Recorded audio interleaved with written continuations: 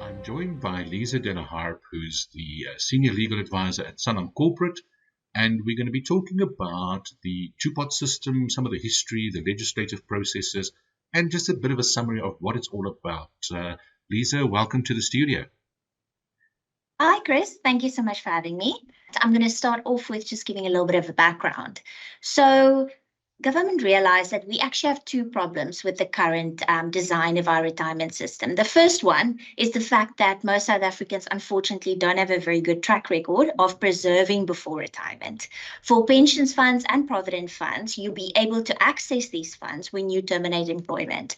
So, I mean, especially during COVID, I think we saw that, people really under severe financial distress would actually be as desperate as to resign from employment to be able to access their funds, which is, of course, not ideal.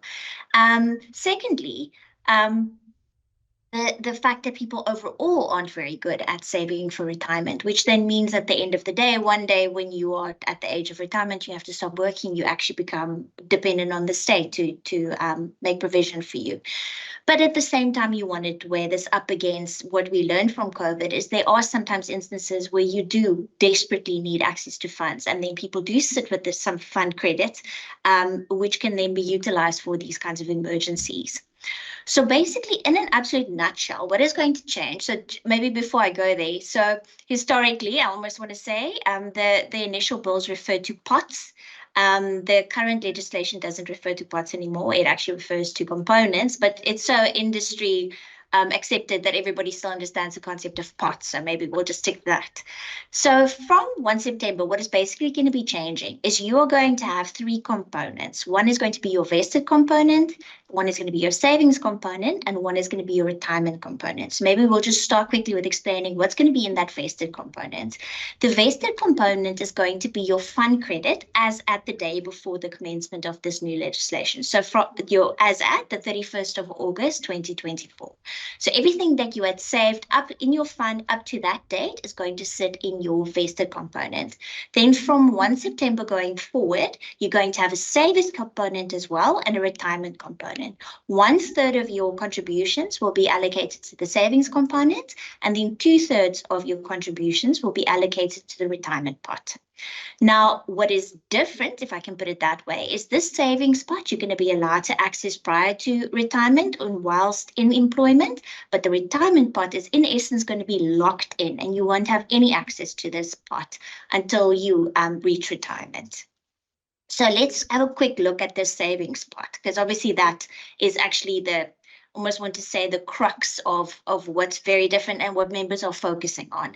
So this savings pot initially in the initial draft legislation, it was specifically, I almost want to say worded as to make it very clear that it had to be for emergencies only. The industry did comment on this because what you would in effect be doing is putting the burden on the fund to distinguish between what is truly an emergency, what is not, which is obviously very subjective, and it's not the kind of burden you can place on funds. So that reference to emergencies has been removed from the final legislation.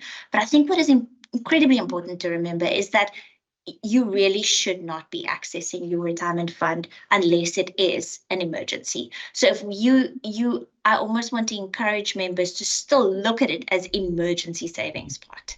So what you'll be able to do is you'll be able to access, you'll be able to make a withdrawal from your savings pot once in a tax year, only once in a tax year. It's a minimum of 2,000 Rand and a maximum of obviously whatever you have in the savings pot. So if you can take all of your contributions, the 1/3 contributions that was allocated to that pot within a tax year. One thing that's very important to remember is it's going to be fully taxed at your marginal rate. You might also have to pay a fee. It's going to depend from fund to fund, or should I say administrator to administrator. You don't have to provide any reason for this withdrawal. Like I said, there's no more limitation on it that it has to be an emergency. You might, however, have some withdrawals that are some limitations that will apply to the withdrawals. For example, where there is fund approved loans, where there's maintenance orders or divorce orders. I'm not going to go into too much detail on that. Maybe we can cover that in a separate session. Sure. Now, one thing that I want to mention is, because obviously when your mind immediately goes to, okay, but let's say I'm an existing fund member, and now 1 September, from there on, 1/3 of my contributions will be allocated to the savings pot. But that means obviously I'm going to have only September, October, November, and December for the tax, and then up to March for the tax year. Is what if you need some of these funds right away? So what government did is they made provision for that in the sense of what is called seeding, what's referred to as seeding. So on 1 September, the funds will look at your fund credit up to the day before the effective date, and they will, from your vested pot, remember the vested pot is everything that you had accumulated in the fund up to the day before the effective date of this new legislation, and you will be able to see 10% from your vested pot, your vested pot, up to a maximum of 30,000. That will be then transferred to your seeded, to your savings pot, which you can then access from 1 September. Now, another thing that I want to just specifically mention here is that, and it's quite prevalent for members who are your older members. So there's a specific exclusion for members who were 55 and older in a provident or a provident preservation fund at T-Day. Now, you might not recall what that exactly that refers to, so just a quick little recap. T-Day was 1 March 2021 when the compulsory annuitization of provident funds also came into effect. So everybody who was 55 and older on T-Day wasn't subject to the new compulsory annuitization rules that came into effect back then. So the same principles being carried through. So everyone who was over 55 on 1 March of 2021 will be excluded from the new two-pot system unless they opt in. So that's quite important. You don't have to do anything if you don't want to be part of the new two-pot system. If you do nothing, you will carry on as you do today. The same rules will apply to you, and there will be no automatic seeding to anything, and you carry on as. If you choose to opt in, you have, oh, by the way, I should mention that you have 1 year to opt in for the over the 55 members. The last day of the month that you choose to opt in is where your 10% seeding will be calculated on. So let's say I decide on the 10th of October, I would like to opt into this two-pot retirement system. The fund will calculate the 10% seeding up to the maximum of 30,000, of course, on the last day of October. And then from November, it will now then be, my contributions will be allocated the 1/3 to the savings pot and the 2/3 to the retirement pot. And there are other members that are also excluded from the automatic seeding that's going to happen on 1 September. Those are your unclaimed benefit members, your pensioners, your deferred pensioners. You might have noticed that there are some FECA the communication on fund rule changes from the FECA mentions that the terminating and liquidating funds are also excluded from this automatic seeding. I've also seen it in other summaries that have been presented to the industry. I think it's quite important that we kind of put a pin in that, if I can put it that way, as the current legislation does actually not specifically include this exception. So as the law is worded, it is not one of the exceptions. So last on this point that I just want to quickly recap. So let's look at when we've now talked about what's going to change and the pots and what they all entail. Let's look at quick difference in summary. So what is your withdrawal benefit? So let's say I terminate from employment on 1 November. I'm now going to leave my fund. So previously I would have been able to cash out everything and go and spend it very irresponsibly. So what's going to be different is everything in the savings pot can be paid to you in cash if you haven't done a withdrawal yet for that year. Remember, this will be taxed at your marginal rate. Now, on your retirement pot, you can't access this pot at all. It's only accessible at retirement. Right. Everything in your vested pot can be taken as cash, which will then be taxed at your withdrawal lump sum table. So remember this, the rules that apply to your vested rights today will continue to apply. Now, your retirement benefit, everything in the savings pot can be paid in cash, or you can transfer it to your retirement pot, which you then will use and to purchase a pension when you retire. Everything in the retirement pot is going to have to be paid as an annuity, and everything in your vested pot can be paid as an annuity or part cash, depending on the annuitization of your vesting and non-vesting fund credits. The de minimis that's going to be applied, your 165,000 if memory serves, for the minimum at which you have to purchase an annuity, you will look at everything in the retirement pot added together to the 2/3 of the vested pot. Now, cash will be taxed as it is now, so per the retirement fund lump sum tables. One thing I just want to mention, just to park it there, I don't want to confuse anybody. This is not included in the legislation yet, but government has actually indicated that as part of the second phase of the retirement reform, they might look at gaining a certain level of access to this retirement pot where the member's retrenched and has no other income. But that's parked for now. I'm just mentioning it. Then let's quickly look at legislative-wise, where are we? So as we know, the Revenue Laws Amendment Bill is almost, I want to say, the main player that amended the income tax to actually make provision for this new retirement, two-part retirement system. It is quite far down the legislative process. It's actually just waiting for the president to sign it. Obviously, everybody is waiting with bated breath for this to be finally signed because you've got your fund administrators that are amending admin systems. Fund rules have to be drafted. Rule amendments have to be drafted. All of that while we're actually sitting in a situation where the final legislation hasn't been signed yet. Then I want to also mention another that goes hand in hand with the Revenue Laws Amendment Bill to give effect to this change is the changes that need to be made to pension laws. So initially, there was a pension funds amendment bill that was published for public comment that only amended the Pension Funds Act. Now, as we know, there are other public sector funds that are not covered by the Pension Funds Act. They actually have their own legislation that regulates them.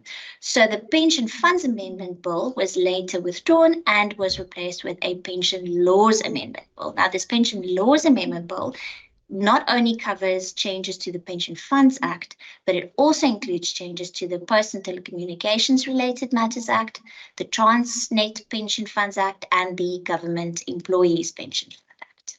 Right. This bill has been adopted by Parliament, and now we're waiting for it to get signed by the President. Then, another little thing I want to mention is that is also covered by these the Pension Laws Amendment Bill is the fact that it hasn't only added in some definitions and some wording to cater for the new pots and the differentiations. It also has an impact on the treatment of divorce. Amount due to the employer for in terms of Section 37D, and also maintenance orders, divorce order pension interest payments, and let me rather say this, overall your 37D deductions will be deducted proportionally across the three parts. Right.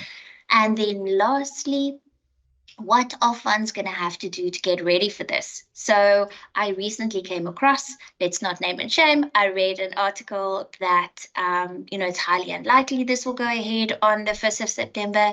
I recently attended the Pension Lawyers Association annual conference, and it was specifically highlighted there to a very large audience. Look, get ready. This is going to go ahead on 1 September 2024. So I think what most funds are probably furiously drafting at the moment is the necessary rule amendments. The FSCA has indicated that if you want to, let's say, mitigate your risk, to get these amendments approved in time, the latest date of submission is the middle of July. Right. And then, of course, what's equally important is member communication, but not only that. And I think a lot of people think member communication is you just write to members, maybe send an SMS or two. Member education is not the same as member communication. Member education is absolutely vital here. Members need to understand the impact of utilizing this withdrawal option once a year, the long-term impact, the loss of compound interest, just the overall fact that in essence, yes, it can be very helpful when there's an emergency, but you are diminishing the amount that you're going to have one day for when you retire. Then another important factor that still needs to be put in place is SARS must finalize the changes to the tax directive system to give effect to this. And then, of course, the system development, the system changes that fund administrators need to have in place to give effect to this, and importantly also the training to staff and the staff and business areas that are going to deal with the administration of these changes. That's quite a mouthful from my side. Chris, you can let me know if I've missed anything. No, thank you very much, Lize. Yeah, that was very comprehensive and quite rightly so. I think there's quite a few moving parts by the sound of it, from many different angles. And each to their own. I mean, everyone will have to get themselves ready and be ready to rock and roll by the 1st of September. The one thing that you did mention that is particularly concerning to me is the fact that, the communication education side of things. And also, Yes. from a member's perspective. So we're going to be doing a separate follow-up series specifically on that topic, to show people and illustrate to them, what is the impact going to be if you claim versus not claiming, because I think that's very important. And also the fact that you also mentioned earlier that the emergency kind of wording was taken out. Maybe that should still be retained in a way in the communication to say to people, if it's not critical, please, you're going to hurt yourself financially over the long term. So really think about it very, very carefully and try and apply it only to emergencies, because it's not a savings bank. It's not a, and I'm worried that we create that sort of message out in the industry. So yeah, interesting times, definitely. Lisa, thank you very I much. agree Yes, with you. 100%. So anything else that we haven't spoken about that you want to add, maybe, or shall we keep this open and have a few more follow-up discussions going forward, as September comes closer? Absolutely. I think we discussed it briefly before the meeting as well, is I think what's going to be quite important is maybe to have like a separate session where you look at this a little closer in the implications, especially of definitions that were added to the Pension Laws Amendment Bill with regard to pension interest and how you treated a divorce. Right. Also, the limitations on the saving withdrawals when there's maintenance orders against the fund member, as well as outstanding employer debt. So I think there's definitely a lot more that we can unpack in future sessions, and I look forward to it. 100%. Looking forward to it. And thanks for your time. Really appreciate it. Anytime. Thanks, Chris.